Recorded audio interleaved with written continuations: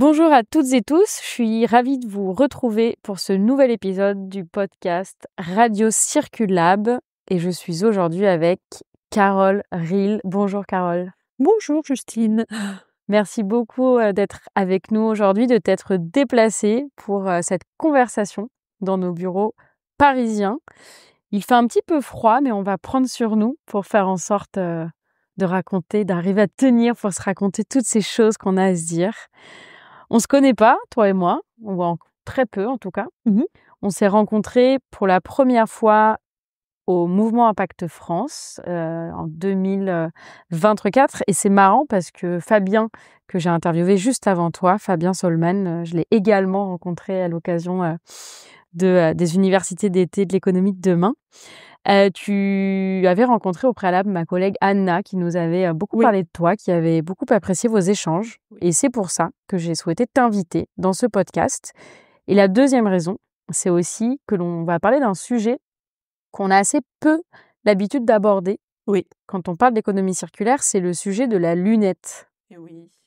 De la lunette, de l'optique, des lentilles, des verres solaires, de toutes ces choses-là. Parce que toi, c'est ton domaine d'expertise. Est-ce que tu me confirmes bien que c'est ton domaine d'expertise? Oui, c'est mon domaine d'expertise même depuis 10 ans. Dis-moi en plus sur ce parcours alors. Pourquoi 10 ans? C'est qu'il y a 10 ans, j'ai monté le blog Les Lunettes Écologiques suite à... j'ai un parcours atypique. Je suis opticienne depuis 2001. J'ai fait plusieurs types de magasins. Puis j'ai créé une entreprise suite à un licenciement au retour de mon congé de maternité. J'ai plein de choses à dire sur ça, mais ça c'est un autre sujet. J'ai créé une entreprise dans le commerce équitable et dans le coton bio. Pendant 3 ans, j'ai essayé de développer ma première entreprise, ça n'a pas fonctionné. Donc je suis redevenue salariée en étant à nouveau opticienne. Et en fait, quand on met le pied dans l'entrepreneuriat, c'est difficile d'en sortir. Mais bon, j'ai quand même pris un coup de massue avec cet échec-là.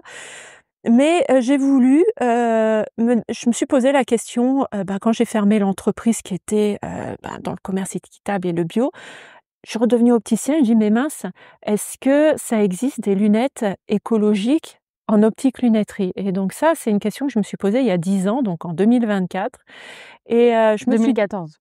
2014, oui, bien sûr, on est en 2024 et donc je me suis dit: «Peut-être que je suis pas toute seule à me poser cette question-là» et donc que moi qui suis très blog depuis des années, je me suis dit: «On va commencer à faire un blog, les lunettes écologiques», tout simple, à réunir les marques qui existent en tant qu'écolo. Enfin, en tant qu'écologie, parce qu'il y a 10 ans, on parlait que d'écologie et ce qui est rigolo, c'est que pendant ces 10 ans-là, j'ai vu l'évolution de la sémantique, écologie, développement durable, l'éco-responsabilité, maintenant économie circulaire, donc c'est hyper intéressant de voir ça. Et en lunetterie, de voir les nouvelles marques se créer, comment la sémantique qu'ils utilisent, etc., etc. Donc voilà comment l'événement, tout a commencé. Tout a commencé. En 2014.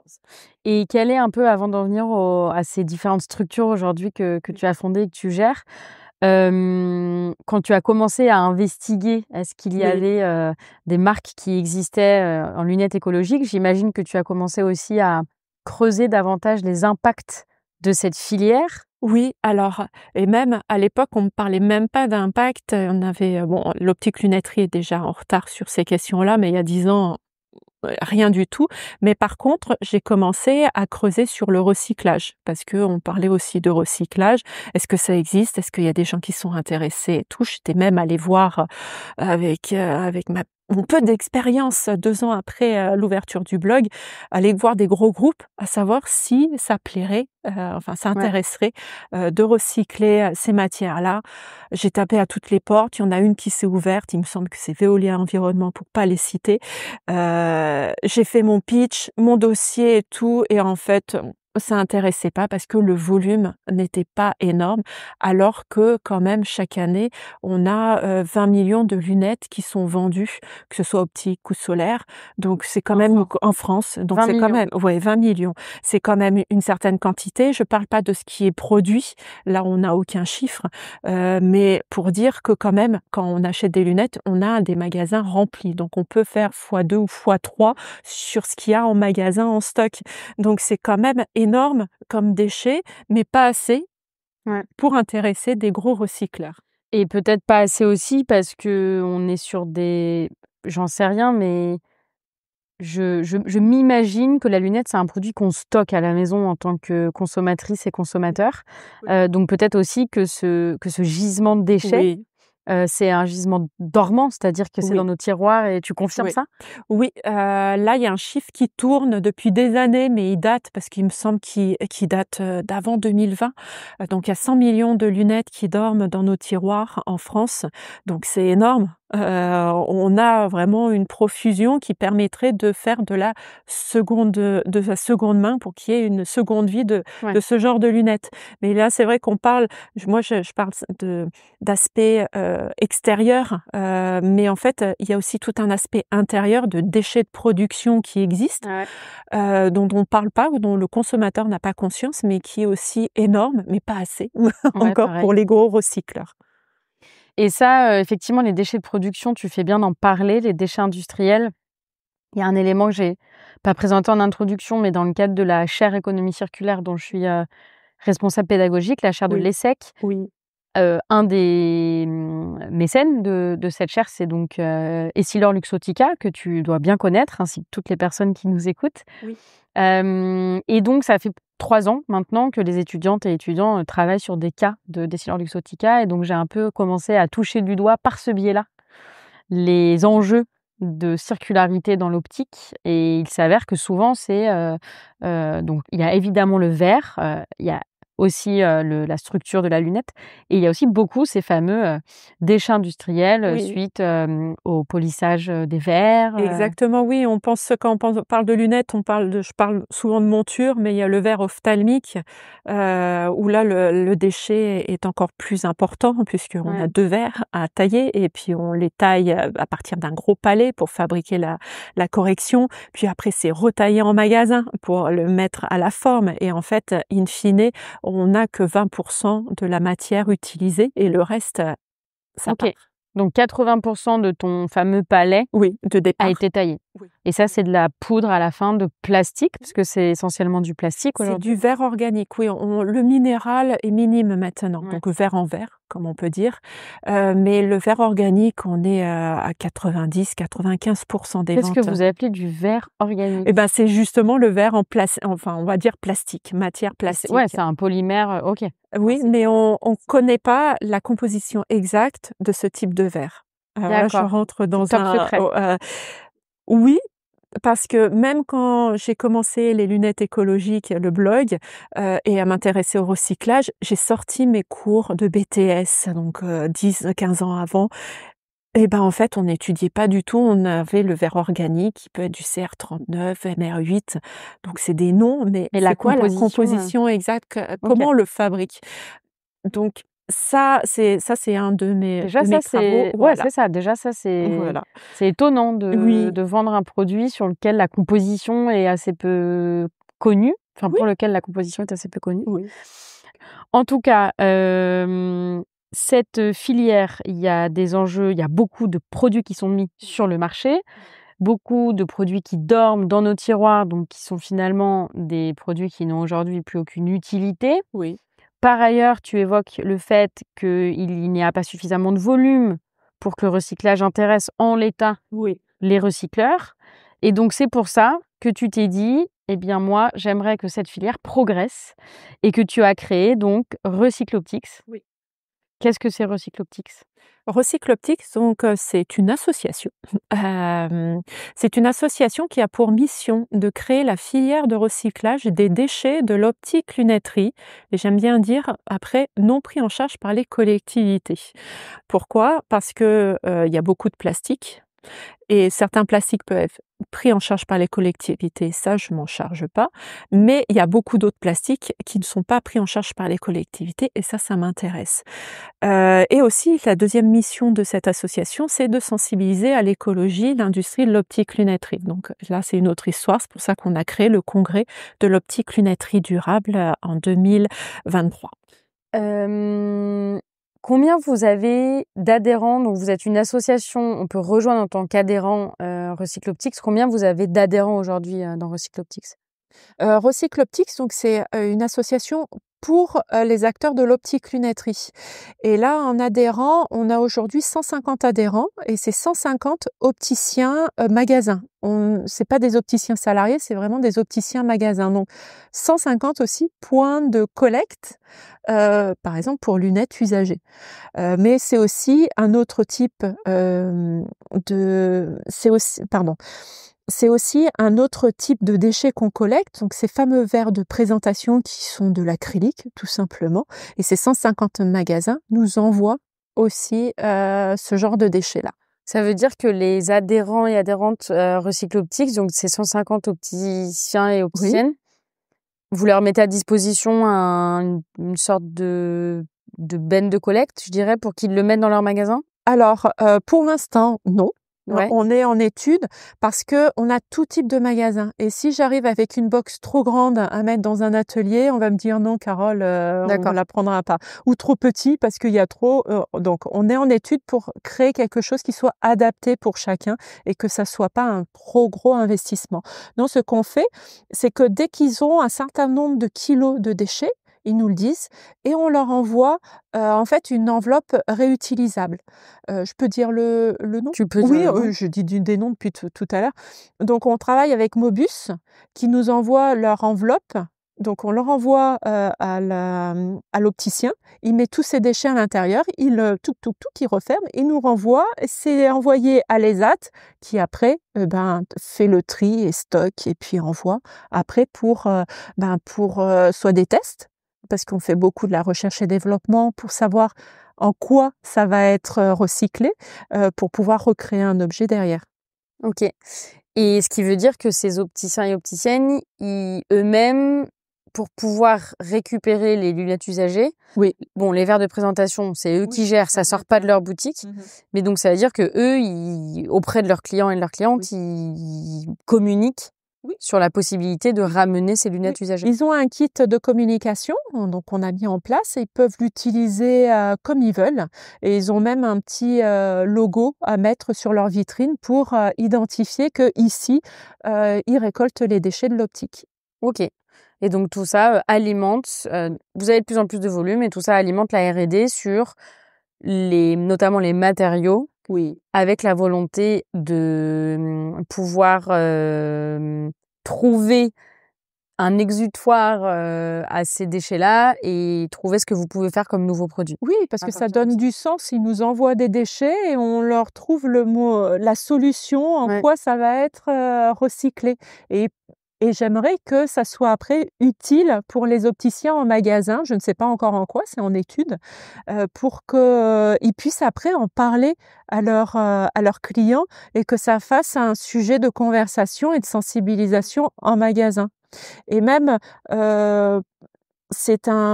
ces opticiens-là sont des points de collecte de lunettes usagées et c'est répertorié. Il y a un site de l'ADEME qui a mis en place une cartographie pour savoir où jeter certains déchets. Et quand on dit je veux jeter les lunettes, vous pouvez avoir tous les opticiens Recycle Optics, adhérents de Recycle Optics, proches de chez vous. Et donc, vous pouvez aller les voir pour donner les lunettes. Et donc, hormis vous, aujourd'hui, c'est quoi les autres solutions pour un opticien ou une opticienne pour se débarrasser il y a des associations historiques qui existent comme le Medico Lions Club ou le Rotary Club qui a un fonctionnement un petit peu plus old school où c'est récupéré, oui. Ils font du tri. Mais ce tri-là, il faut savoir qu'il n'y a que 20% qui est réutilisé. Le reste est revendu à un recycleur. D'accord. Donc, j'ai la suite du recycleur c'est de la valeur énergétique. Mais nous, on aimerait que ça soit pas de la valeur énergétique parce que 80% quand même de lunettes ne sont pas jetables. Il y en a beaucoup qui sont réutilisables. C'est juste que leur cahier des charges, par exemple au Lions Club, c'est avoir des verres de petite correction, une monture qui a les 2 branches, les 2 plaquettes et les manchons, et ça va. Et s'il manque un de ces éléments-là, ou que c'est des verres progressifs, ou que c'est une très forte correction, ça part à la poubelle. Et ça part en incinération, tu dis? Ça part au En recycle. valorisation Au énergétique. recycle. Oui, mais lui, il le valorise en énergétique, vu qu'on sait pas vu qu'on les recycle pas. Oui. Ok. De leur côté, oui. Oui. C'est pour ça que vous existez, c'est qu'il n'y a pas de Et recyclage. c'est pour éviter ça. Voilà. Et pardon, et qu'est-ce qu'ils font ces associations des lunettes réutilisées qui répondent à leur cahier des charges? Après, ça part dans leur expédition humanitaire Ouais, c'est ça. Ok. pour ça. Mais pareil, il n'y a pas une traçabilité. Il n'y a pas une traçabilité de ces voyages humanitaires. Oui, il y a toujours des exemples des opticiens qui se déplacent avec ces associations-là. Il n'y a pas de souci, mais c'est pas une valeur à 100%. De notre côté, ce qu'on veut faire, parce qu'il y a des lunettes ne vont pas passer au recyclage chez Recycle Optics, on va essayer de le valoriser aussi en reconditionné. Et donc ça, on les revend à des entreprises qui font du reconditionnement et qui après le revendent ensuite. Donc non, on fait attention à ça. On veut vraiment que 100% des lunettes qui arrivent chez nous soient réutilisées utilement. Réutiliser utilement du reconditionnement ou du recyclage en économie circulaire. Ok, très clair. Et donc, à part les associations, est-ce qu'il y a d'autres... est-ce qu'il y a typiquement certains opticiennes et opticiens qui mettent leurs lunettes dans les déchets ménagers? Enfin, où vont sinon? Quelles sont les autres options? Ma mère m'a expliqué que sa voisine, l'opticien de sa voisine, lui a dit... l'opticien de sa voisine lui a dit « jetez-les à la poubelle ». J'ai dit « Oh, s'il savait à qui il l'a dit, je pense qu'il se... » Non, oui, il y en a qui disent hélas ça parce qu'il n'y a pas de solution ou ils veulent pas. Mais il y a aussi des opticiens qui les récupèrent pour faire du reconditionnement, mais au sein de leur magasin, parce qu'ils veulent remettre en état les montures et que ça soit réutilisé dans une offre particulière au sein du magasin. Donc ça, c'est des opticiens un peu partout en France qui le font à leur initiative, tout à fait. Okay. Et donc toi, le travail à travers cette association va être donc de sensibiliser, de commencer à créer une filière. Exactement. On a déjà créé une filière de collecte auprès des opticiens. Comme ça nous fait... Puisque le nerf de la guerre du recyclage, c'est la quantité. C'est pour pouvoir commencer à avoir de la quantité. Et après, on fait de la R&D à notre niveau. Donc, on cherche des solutions.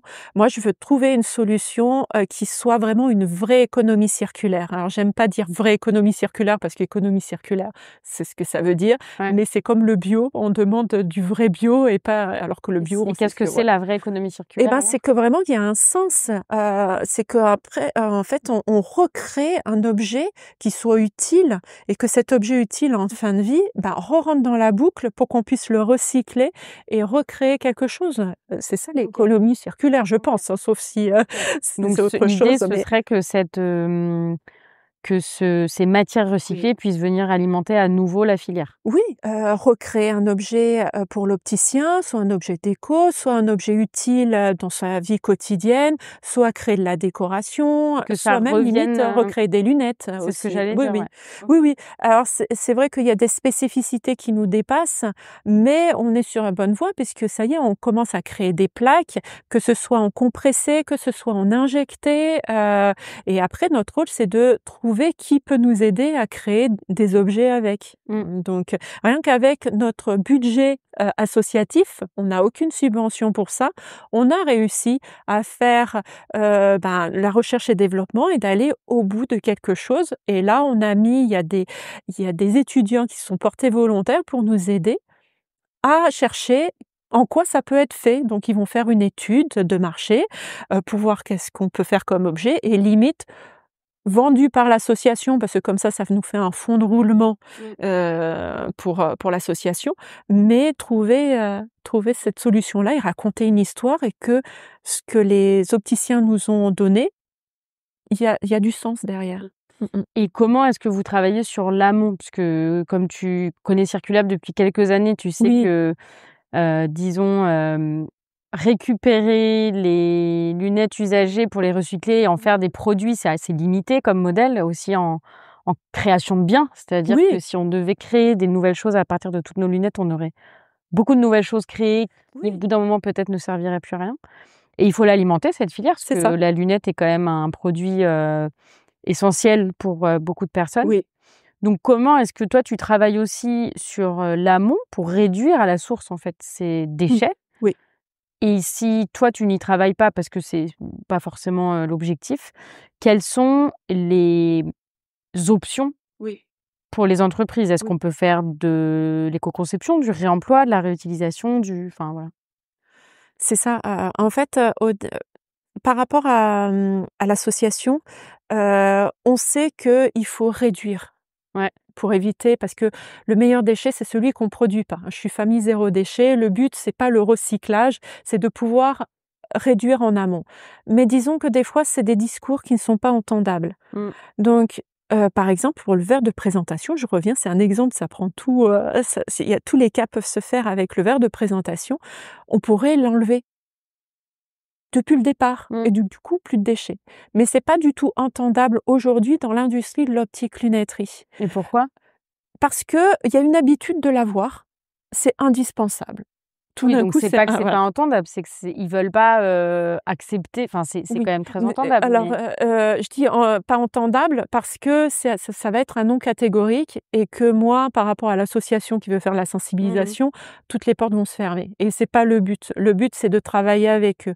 Donc en fait, moi, je suis partie du principe de, récolter ce type de déchets, commencer à avoir des chiffres parce qu'on n'a aucun chiffre de ce que ça représente ces déchets-là. Si, c'est juste des hypothèses, mais concrètement, heu et donc et après, dire, au bout de 5 ans, 5-10 ans, dire: voilà ce qu'on a fait, et maintenant ça serait bien de le réduire parce qu'à partir de là, on pourrait commencer à réduire et en fait, c'est un travail que moi je prends sur du long terme, pour faire de la sensibilisation et commencer à réduire les déchets.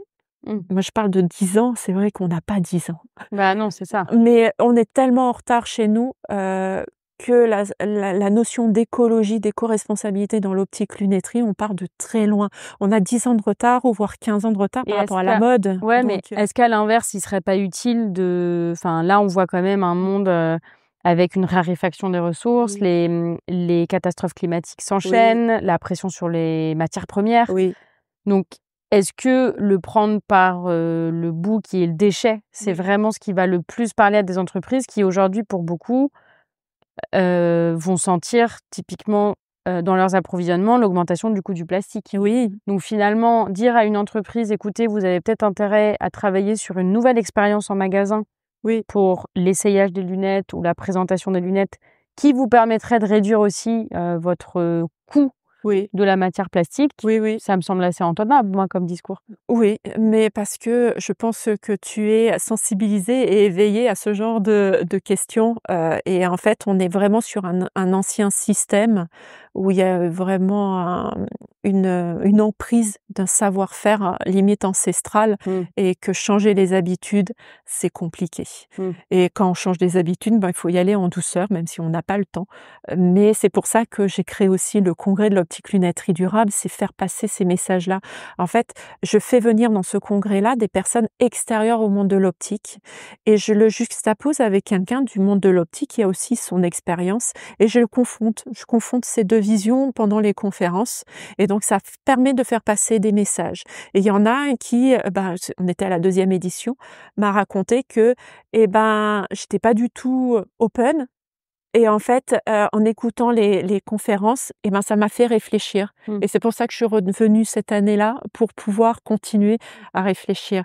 Donc ça bouscule, ça permet de peut-être se rendre compte de certaines choses et c'est comme ça, c'est vrai que moi, c'est plutôt la manière douce que la manière forte.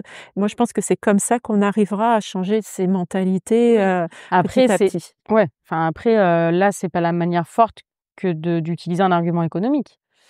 Enfin dire, Pour l'instant, l'argument économique, c'est plus une contrainte parce que, on voit plus la contrainte de ce changement et le changement fait qu'il y aura d'autres investissements qui vont coûter plus cher, d'accord. mais il y a pas ce recul pour dire que c'est pour que ça coûte moins cher Ouais, ouais. après.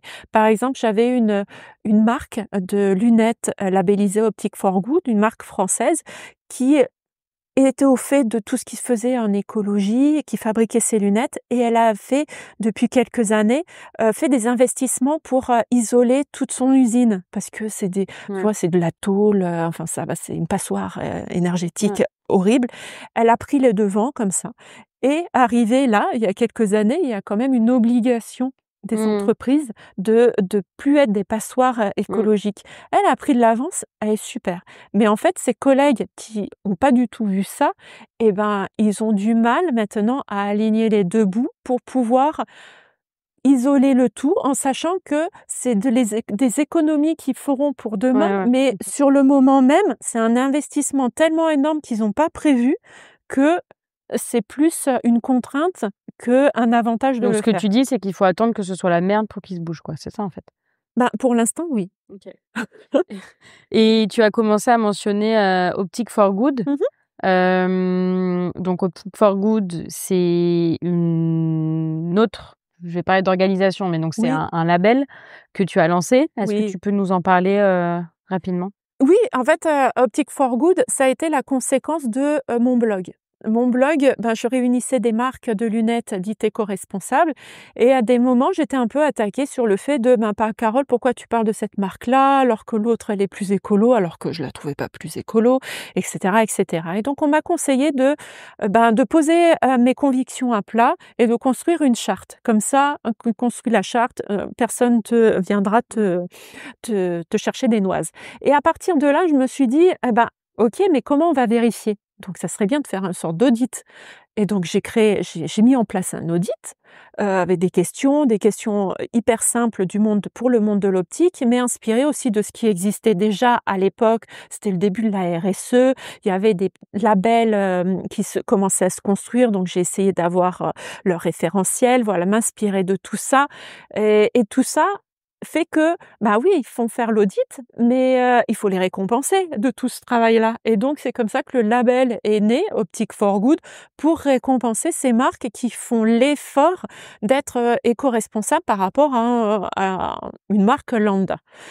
Et qu'est-ce qui fait qu'une marque est éco-responsable, du coup, d'après ta charte? Oui, parce que ça prend un ensemble, c'est vraiment une vision C'est quoi? holistique C'est les de l'engagement. matériaux? C'est vraiment prendre l'ensemble, de toute la marque. C'est pas que un matériau, c'est pas que, planter des arbres après avoir, Mais tu fabriqué as quelque des chose. exemples concrets de ce qui enfin, Mmh. des exemples concrets de ce qui fait qu'une marque de lunettes est plus éco-responsable qu'une autre? Alors, déjà, quand je rencontre une marque et ce qui me fait sentir qu'elle va être plus éco-responsable qu'une autre, déjà, le créateur de la marque, on sent qu'il est déjà, engagé personnellement. Donc ça va transpirer déjà sur la marque. Ensuite, il va embarquer l'équipe. C'est pas une équipe engagée, n'importe comment. L'équipe est aussi compris dans toute cette mission-là. Et après, c'est, une réflexion globale sur tous ses partenaires. Donc, il va faire attention à prendre le bon partenaire pour sa matière, le bon partenaire pour les petits détails, le bon partenaire aussi, ben, pour créer l'usine. Il va pas prendre n'importe lequel et même si il peut pas prendre autrement, ben, il va essayer de compenser ou de prendre le moins pire.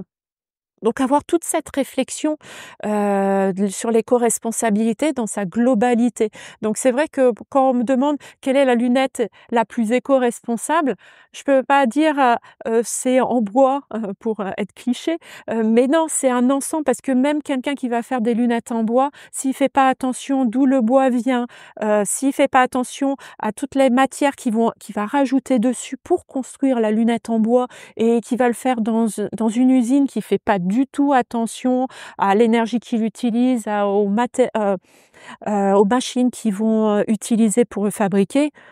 Voilà, ça OK, sert à rien. donc c'est plutôt Ouais. des critères sur, les approvisionnements et sur sa chaîne de valeur, de ce que je Toute sa comprends? chaîne de valeur, tout Et à est-ce fait. qu'il y a aussi des critères sur le produit en lui-même? Sur le produit, oui. Pour moi, tout part du matériau. OK. Si on part, avec quelque chose qui sera impactant, ça sert à rien. Enfin, ça, c'est mon avis. OK. Après, maintenant que j'ai mis en place l'analyse de cycle de vie, et ben, ça se confirme pas apparemment. Donc du coup, ça m'a remis en question et de revoir les choses. Donc même le matériau n'aura pas apparemment par rapport à l'analyse de cycle de Et vie c'est quoi, du coup, que d'après l'analyse du cycle de vie, c'est le transport? eh ben, il y a le transport, mais c'est surtout sur le mix énergétique. D'accord, OK. Voilà et ça apparemment, ça a un énorme impact. En fait, ça a sûrement un énorme impact parce que la lunette, c'est hyper léger Mmh. et on a vu que plus c'est léger et ben, moins il y a un impact, sur l'environnement aussi. Donc il y a en fait, ça m'a remis un petit peu en question, sur certains engagements, même si, voilà, ça me dérange quand même un peu. Mmh mh. Mais non, ça permet d'évoluer et d'informer, cette analyse de Mmh. cycle de vie, d'informer le producteur et ben, sur quoi il faut travailler plus spécifiquement, peut-être pas la matière, mais finalement l'usine qui va employer, ben, son l'énergie qu'il va utiliser pour, fabriquer sa lunette donc C'est intéressant ce que tu dis, c'est-à-dire que c'est un produit, qu'on a en grande quantité, mais vu que c'est effectivement un produit qui est très léger, oui, là où il y a le plus d'impact et plus de marge de manœuvre, en tout cas pour, oui, l'industriel, oui ce sera moins sur le produit fini que sur toutes les étapes amont.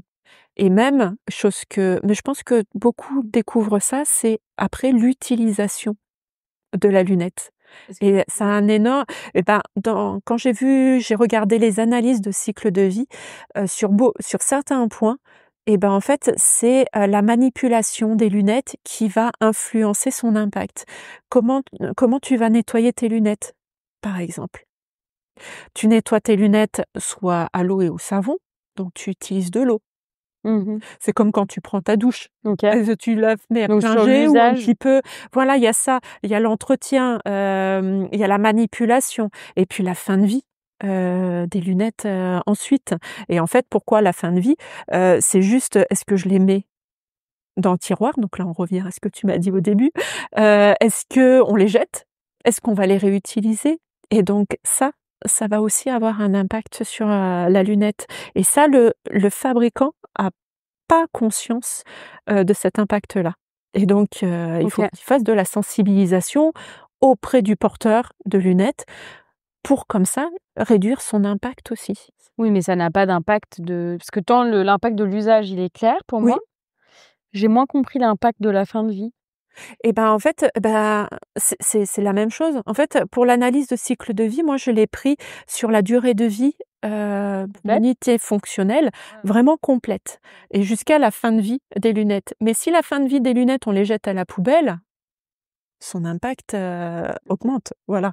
Mais si on la réutilise pour augmenter au-delà de 2 ans, parce que c'est 2 ans la durée de vie en général d'une paire de lunettes, là, tu fais baisser l'impact, de la OK. lunette, Et alors du coup, en écho à ce que tu dis, quels oui. sont les autres et c'est ça que moi qui nous intéresse vraiment, c'est les autres leviers qu'on a, c'est-à-dire, est-ce qu'il y a des nouveaux modèles économiques qui sont mis en place? Est-ce qu'on a des leviers d'action sur le réemploi? Enfin, quelles sont Mmh. aujourd'hui les options qu'ont les acteurs de la lunette Oui, pour, réduire un maximum l'impact à la fois, à l'usage, mais oui. aussi, en fin de vie, hormis le recyclage?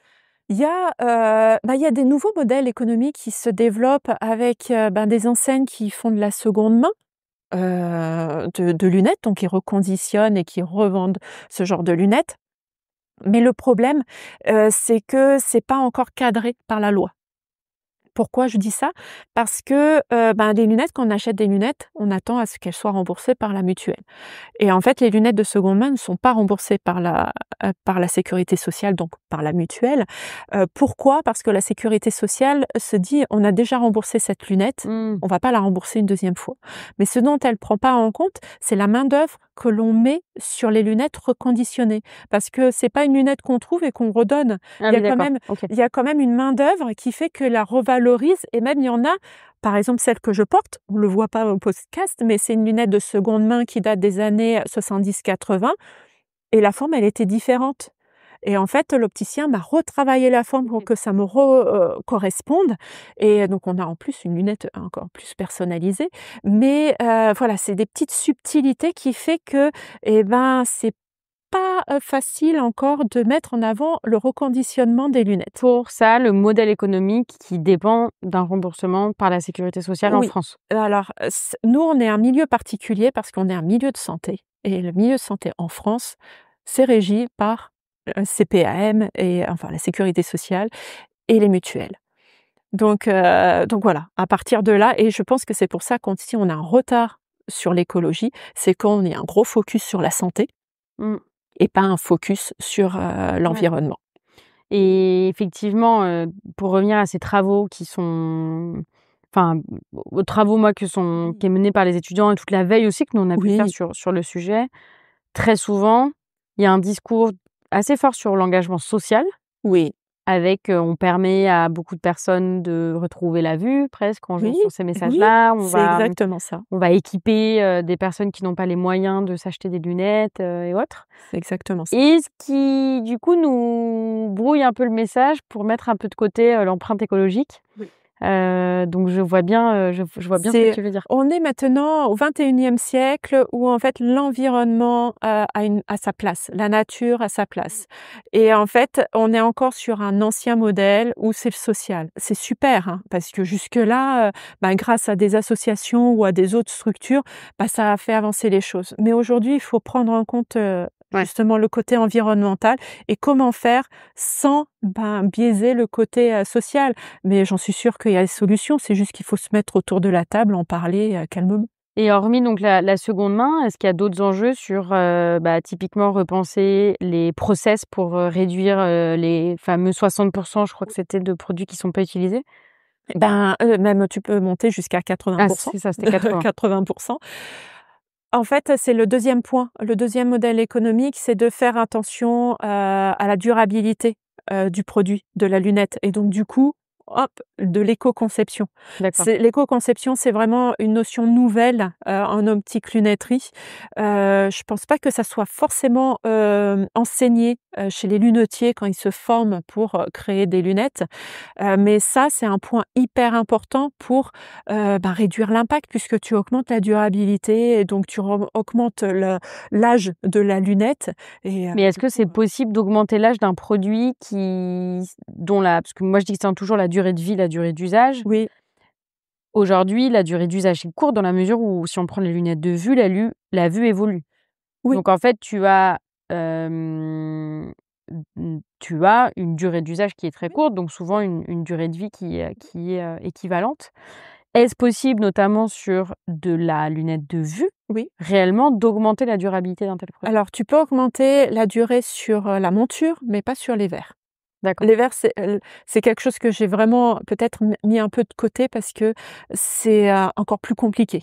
Alors que la monture, non, tu es pas obligé, au bout de 2 ans, parce qu'en général ça la vue change au bout de 2 ans et puis pourquoi 2 ans? Parce que les mutuelles remboursent tous les 2 ans. Mmh. Tu peux réutiliser la monture. Mmh. Oui, donc il y a vraiment quelque Et chose donc à faire sur la monture. c'est pour ça, 1, sensibiliser que tu peux réutiliser la monture Ouais. et 2, rassurer le professionnel qui va refaire le montage dessus, que la monture ne va pas casser et donc du coup, que ça soit une matière qui est durable, solide dans le temps.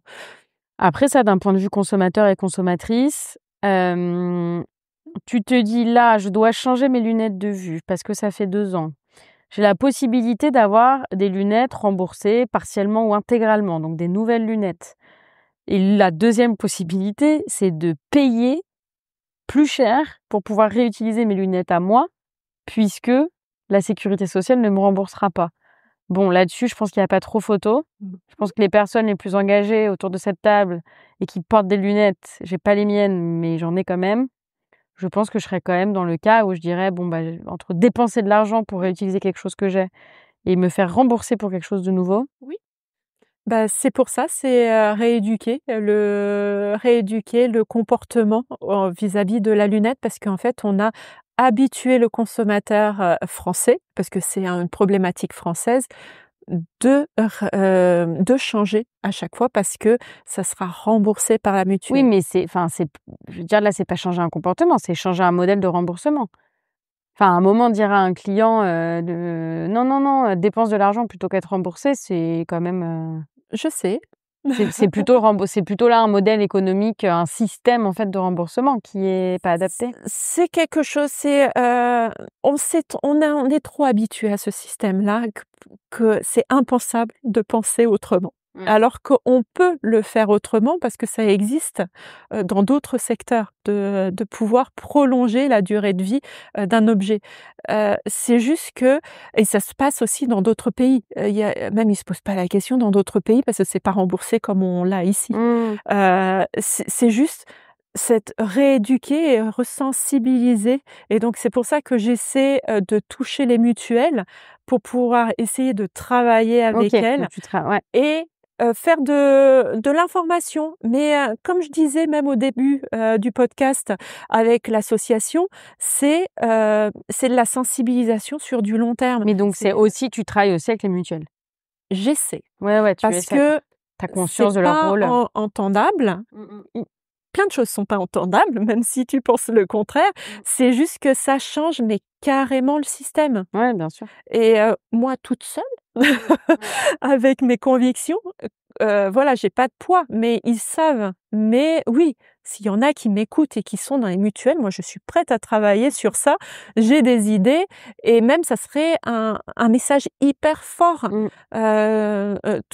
tout ce Ouais. système-là avec les mutuelles parce qu'on touche même tout, la moitié des Français portent des lunettes, même si on est petit, c'est quelques grammes sur le nez, mais on a un impact énorme sur la sensibilisation à l'environnement parce que on va valoriser le porteur de lunettes sur son geste et puis en plus il va choisir un produit qui aura moins d'impact.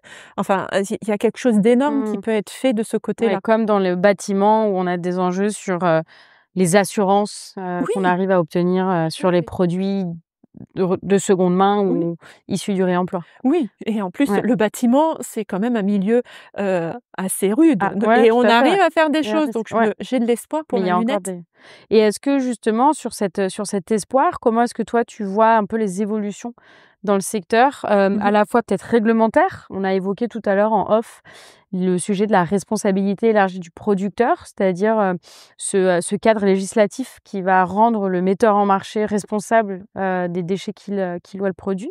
Donc déjà, est-ce que ce cadre réglementaire, il évolue favorablement? Ben, pour l'instant, il est en stand-by, vu le mouvement, le gouvernement un peu Actuel? changeant. Il est encore en stand-by parce que je pense pas que ça soit une priorité. Mmh. On est sur de l'économie en ce moment. Mais il est primordial pour pouvoir avancer sur ce sujet-là. Donc moi, je fais tout pour, que ça avance et que ça prenne le bon sens. Parce que jusque-là, cette filière REP va concerner que les produits ophtalmiques, c'est-à-dire avec une correction.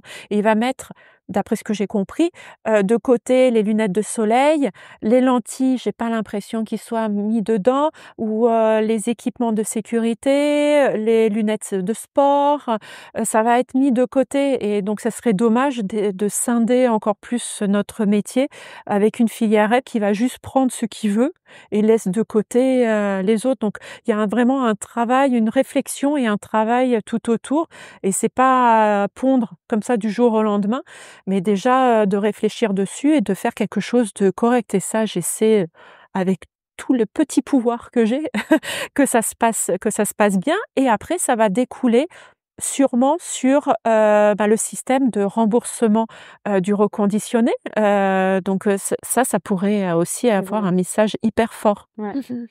Et est-ce que toi, tu as de plus en plus d'acteurs, à la fois donc tu parlais du Congrès, tu parles de ton association, il y a aussi Optic for Good plus largement sur l'écologie.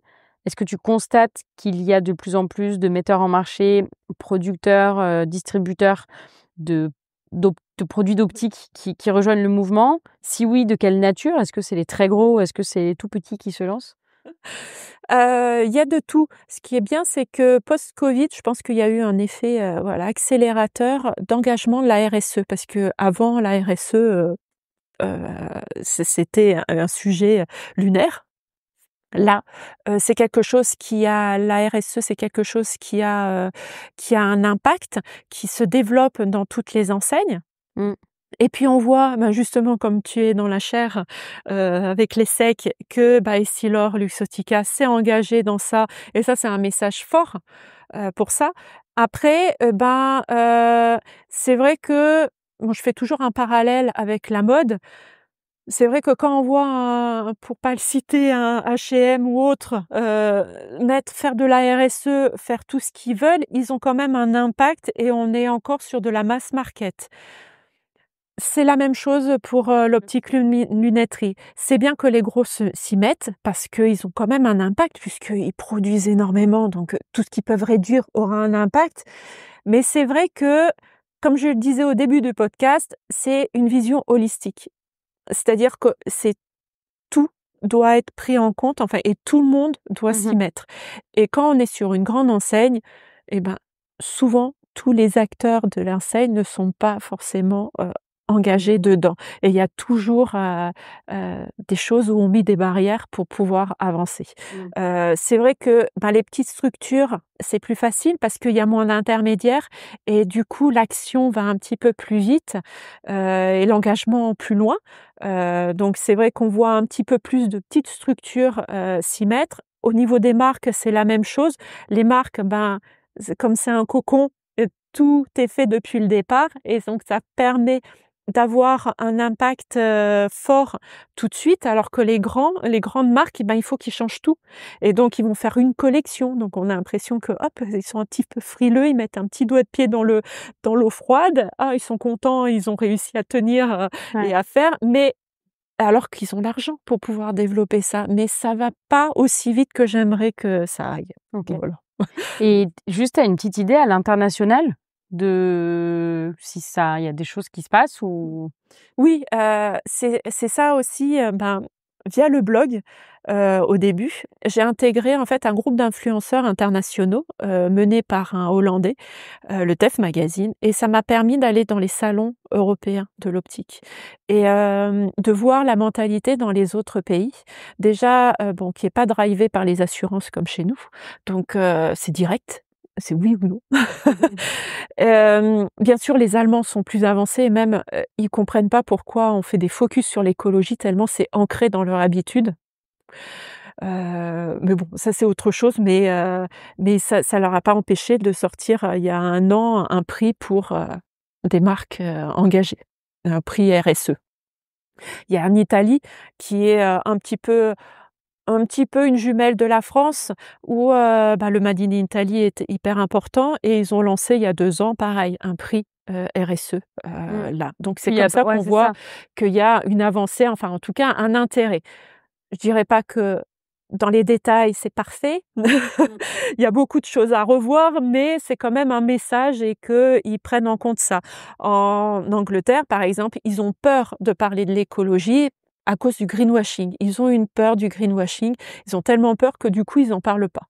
OK. Donc et c'est vraiment une question, vraiment importante parce Ouais. que, en off, ils m'en parlent, ils veulent faire des choses, mais ils ont peur du greenwashing. Donc c'est hyper intéressant, enfin moi je suis très, comment dire? Ah mince, je suis très, ouverte, je suis très ouverte aux cultures et moi j'aime bien comprendre un peu les mécanismes de chacun et c'est inspirant pour la France parce que, c'est faisable sans être remboursé par une assurance. Alors pourquoi ça ne le serait pas alors que c'est remboursé par une Ouais, mutuelle ou c'est une clair. assurance donc enfin bref. Donc à l'étranger, oui, il y a une prise de conscience et en plus avec, le Green Deal, donc sur l'Europe, il y a des choses qui sont plus prises en compte en Europe qu'en France. En France, il y a une petite barrière où on est un peu encore en retard, Ouais, pour ce travail européen. OK.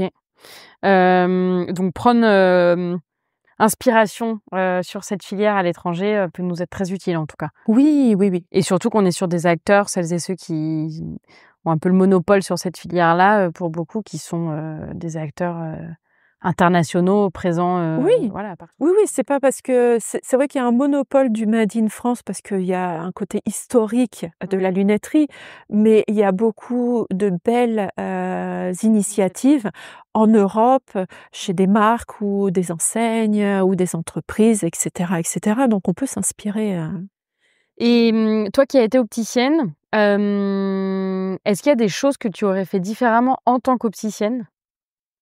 Maintenant avec cette, expérience, que tu as accumulée?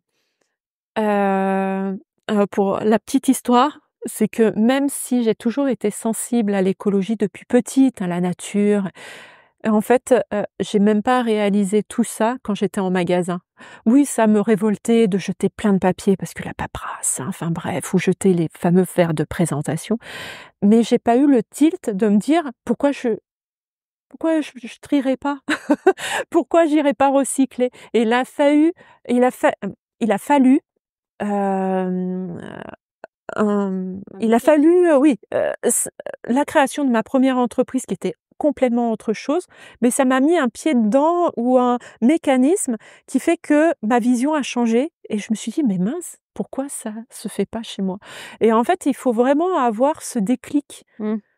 et tant que je l'ai pas eu, je peux pas et même, je te mentirais en disant: «Si j'avais su, je le ferais», mais j'ai pas eu le déclic et je l'aurais pas appliqué avec ma Mais si maintenant conviction, tu devais lancer, Ah oui, non, tu mais vois? là, Qu'est-ce que tu ferais différemment qu'est-ce que tu peux faire de différent en tant qu'opticienne? c'est repenser le magasin différemment et repenser le parcours, client différemment.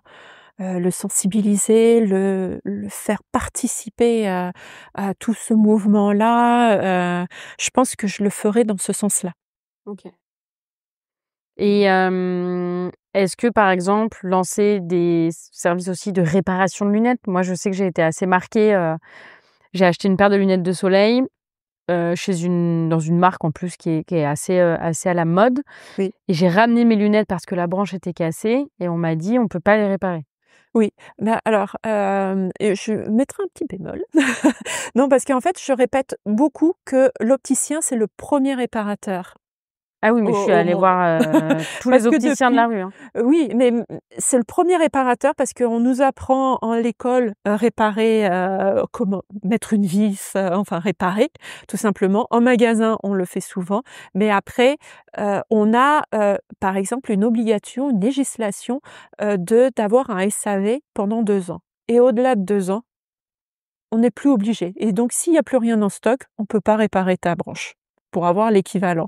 Après, il y a le côté il faut que l'opticien apprenne à être résilient.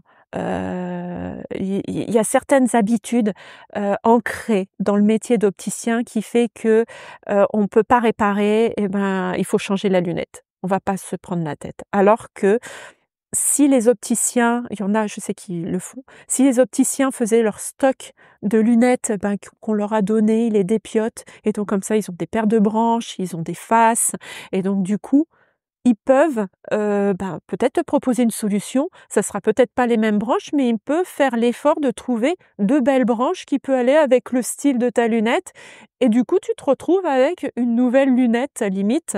Bon, Donc bien ça, c'est sûr, peut-être voilà. quelque chose que tu aurais pu lancer toi en tant qu'opticienne, typiquement ce service de réparation, J'y ai pensé. OK. Entre la fin de ma première entreprise le début de mon autre entreprise, comme j'étais pas prête à être opticienne, je marquais dans un petit carnet mes idées et ça, je suis allée très loin sur Mmh. cette idée-là et en fait, je pense qu'à l'époque, c'était pas aussi développé, cette idée de reconditionnement, de réparation, Ouais. et je trouvais pas le modèle économique qui me permettait de perdurer la Ouais. chose, voilà. OK. Mais oui, oui mais c'est aussi du côté de l'opticien, au niveau de la formation, de valoriser, cet acte-là. C'est vrai qu'on le fait gratuitement parce que le SAV est gratuit, mais comme on dit, tout travail mérite salaire Mmh. et donc rééduquer l'opticien, peut-être revoir sa manière de travailler ou de service auprès des clients qui, bah, le client est aussi habitué à avoir ça gratuitement alors que quand Après moi, même c'est j'étais un prête à temps, payer, hein, dans ces oui, cas-là, hein. mais des fois il y a des cas où on peut mais il y a aussi du côté de l'opticien, de la formation, de son métier, de revoir parce que ça va changer. Il faut revoir le métier d'opticien pour qu'il puisse survivre dans le temps. Mmh. OK. Et peut-être maintenant, la dernière question que j'ai, c'est plus pour te projeter dans le futur. Mmh. Tu as été briefée sur cette émission, du coup, tu n'auras pas de surprise. Et la question est t'inviter à te projeter dans 20 ans. Disons, tu es amené à raconter, ton parcours ou ton histoire sur la manière dont tu as fait progresser le, milieu de l'optique, lunetterie. et tu racontes cette histoire à tes petits-enfants, qu'est-ce que tu aimerais leur raconter si tu te projettes dans 20 ans? Disons que nos auditeurs et nos auditrices sont tes petits-enfants. Vous savez, à l'époque, v il y avait une urgence. Il y avait une urgence, bon, on dit urgence climatique, mais il y avait une urgence, pour même la survie de notre métier, heu et du coup, j'ai agi. J'ai juste, agi selon mes convictions et j'ai fait quelque chose parce qu'en fait, à force d'attendre, de voir que rien ne se faisait, ça m'énervait et je me suis dit que, ben non, il faut faire quelque chose. Donc j'ai agi. Donc c'est pour ça que j'ai fait le label Optic for Good pour identifier les bons acteurs qui impactent le moins possible. C'est pour ça que j'ai créé Recycle Optics pour mettre une première roue dans ce gros rouage, du recyclage, voire plutôt de la sensibilisation afin de réduire les déchets en amont et d'embarquer, toute une industrie. Voilà, j'ai fait quelque chose. On ne peut pas me reprocher de ne pas avoir fait quelque chose, j'ai fait ce que j'ai pu. Et comment tu espères que Recycle Optics ait évolué d'ici 20 ans? Eh ben, il y a 2 possibilités. Il y a un où Recycle Optics s'est transformé en éco-organisme et qui, permet justement de faciliter tout ça dans l'industrie de l'optique lunetterie. Ou alors, on est un fournisseur de matière grâce à ces déchets-là et qu'on fournit alors soit le broyat, soit, la plaque, je ne sais pas encore. Mais c'est 2 possibilités d'évolution de Recycle Optics, en même en 5 ans, 5-10 ans, c'est voilà, c'est des objectifs, facilement atteignables. Super. Merci beaucoup, ça donne envie de se projeter et que Recycle Optics continue à agir pour que ces rêves que tu nous as présentés deviennent réalité. Est-ce qu'il y a d'autres choses que tu voulais nous dire, Carole? Ben, vos lunettes ont un impact. Donc posez-vous les mêmes questions comme vous vous posez quand vous achetez votre crème ou votre tomate ou votre t-shirt. Posez-vous les bonnes questions parce que même si vous oubliez le nom Optic for Good ou Recycle Optics, de toute façon l'opticien ça va l'éveiller et quand il va chercher, il va tomber sur mon contenu, comme je suis la seule à faire ce genre de contenu, il va revenir vers moi. Donc voilà, posez-vous, les bonnes questions, comme vous le faites avec vos autres, objets du quotidien. Super, merci beaucoup. C'était super intéressant. On a appris beaucoup de choses et j'ai appris beaucoup de choses. Je suis ravie, je vais pouvoir dire, à Anna d'écouter, cet épisode. Je vous souhaite, à toutes et tous une bonne continuation ainsi qu'à toi Carole et à Merci. très bientôt.